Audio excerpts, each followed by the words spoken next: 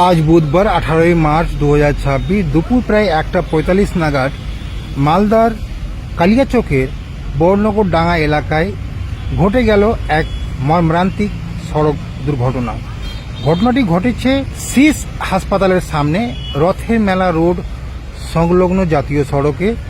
স্থানীয় সূত্রে জানা গেছে, একটি 6 চাকার লরি সুজাপুর দিক থেকে কালিয়াচকের দিকে যাচ্ছিল। আচমকায় লরিটি ডিভাইডারে ধাক্কা মেরে নিয়ন্ত্রণ হারিয়ে ফেলে এবং উল্টো দিকের রাস্তায় উঠে যায়। এরপরই সামনে থাকা একটি টোটো ও একটি বাইককে সজোরে ধাক্কা মারে।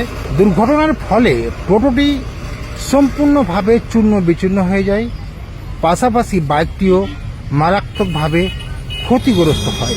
জানা গেছে, টোটোতে চালক সহ মোট 2 জন এবং বাইকে ছিলেন 2 আরোহী। গুরুতর আহত অবস্থায় তাদের দ্রুত মালদা মেডিকেল কলেজ ও হাসপাতালে ভর্তি করা হয়েছে। তাদের আশঙ্কাজনক অবস্থা বলে জানা যাচ্ছে। প্রাথমিকভাবে জানা যাচ্ছে, ওই লরিটিকে আগে সুজাপুর স্ট্যান্ড বা হাসপাতাল মোড়ে ড্রিঙ্কিং অ্যান্ড ড্রাইভিং এর অভিযোগে আটক করা হয়েছিল। সেখান থেকে ট্রাফিক পুলিশকে ফাঁকি দিয়ে পলানোর চেষ্টা করছিল চালক। সেই সময় দ্রুত গতিতে পালাতে গিয়ে নিয়ন্ত্রণ হারিয়ে এই ভয়াবহ দুর্ঘটনা ঘটে। ঘটনার পর এলাকায় চাঞ্চল্য ছড়িয়ে পড়ে। পুলিশ ঘটনার তদন্ত শুরু করেছে।